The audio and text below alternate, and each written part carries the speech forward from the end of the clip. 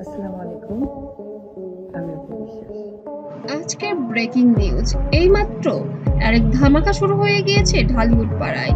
এবার সাকিবের মুখোশ খুলে দিলেন অপু বিশ্বাস। বিরক্ত, অধৈর্য, অতিষ্ঠ হয়ে গেছে একদম মন থেকে, প্রাণ থেকে। লাইফে এমন কথা ভাইরাল হয়ে গিয়েছে গোটা দুনিয়ায়।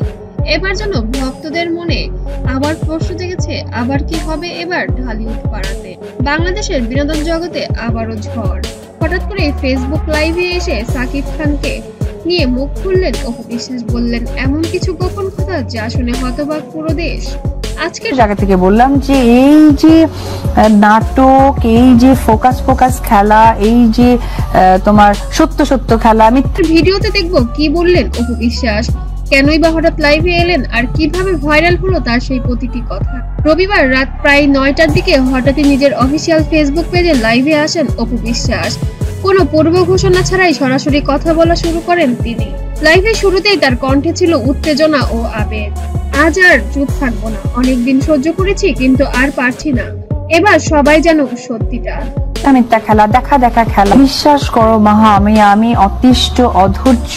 আমার মনে তখন থেকেই বোঝা যাচ্ছিল কিছু বড় কিছুই বলতে যাচ্ছেন এই নায়িকা।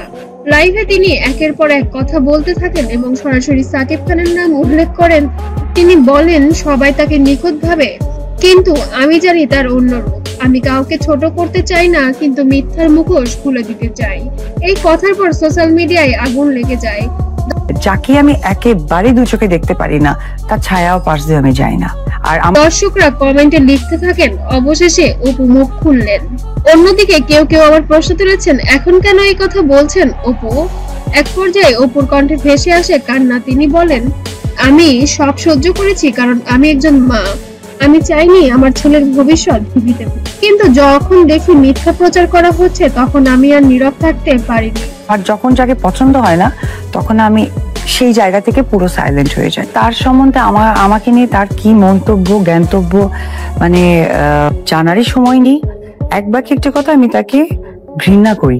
এই আবেগঘন মুহূর্তের লাইভে দর্শক সংখ্যা পৌঁছে যায় লাখ ছাড়িয়ে। সোশ্যাল মিডিয়ায় প্রতিটি প্ল্যাটফর্মে ছড়িয়ে পড়ে সেই বক্তব্য। অপুর লাইভের পর দেশ জুড়ে তুমুল আলোচনা। কেউ লিখেছেন অপুর কণ্ঠে সত্যের আওয়াজ, আবার কেউ বা বলছেন এটা পুরোটাই মিডিয়া গেম। একজন ভক্তের কমেন্টে ভাইরাল হয়েছিল, সাকিব খান একজন সুপারস্টার হতে পারে, কিন্তু বাস্তব জীবনে কে ঠিক কে ভুল তা আজ সবাই দেখি। লাইভ শেষে যেন অপু বিশ্বাসের এই কয়েক ঘন্টার মধ্যে লাখো ভিউ হয়ে গিয়েছে ভিডিওটি। আমি তোমার সংসার করব না, আমি চলে গেলাম, আমি এই সংসারে আসবই না।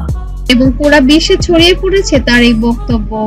অপুর এই বক্তব্যের পর সবাই অপেক্ষায় সাকিব খান কি বলেন, কিন্তু এখন পর্যন্ত তিনি কোনো প্রতিক্রিয়া জানাননি। তার ঘনিষ্ঠ সূত্র জানিয়েছে সাকিব আপাতত বিষয়টি নিয়ে নীরব থাকতে চান। তবে মিডিয়া মহলে গুঞ্জন চলছে সাকিবও নাকি শীঘ্রই নিজের অবস্থান পরিষ্কার করবেন। লাইভ শেষে অপু বিশ্বাস বলেন, আমি কাউকে হেয় করতে আসিনি, শুধু সত্য বলতে এসেছি। আমার ছেলে যেন বড় হয়ে সত্যটা জানে, এটাই চাই।